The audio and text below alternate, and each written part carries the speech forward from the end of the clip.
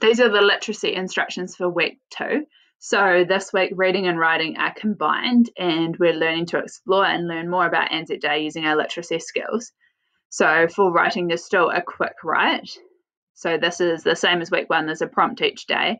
Apart from this week, it's a document that's on Google Classroom. So instead of sending a document each day, you just write on this one document and then turn it in on Friday.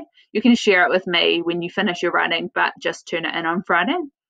So if we have a look at that document, which will be in your Google Classroom, so it's got your instructions at the top and then it's got each prompt.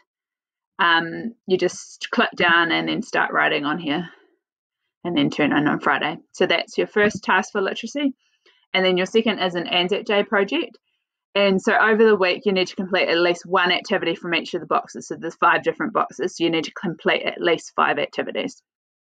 And then you record your evidence on Google Classroom. So there'll be an assigned doc called Anzac Day Project Evidence. And so any activity, you just write it on there. So if it has any questions or anything you need to do, you just write it straight on that doc. Just make sure you give it a heading so you can see which activity you're doing.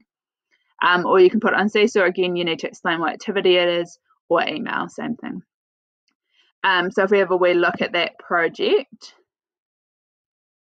so it gives you a wee bit of an outline and some instructions at the top, and then this is your first one that you need to choose one of the activities out of. So there's 8 activities there and the green ones, and then there's create, and then there's 7 activities there, and then it teaches you to make paint if you need it for one of your activities.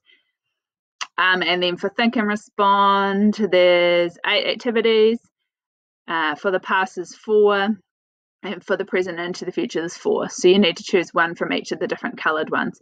You're more than welcome to do more than that, but at least one. So that means 1 each day, at least. And so though the main activities, or they are the activities for literacy this week.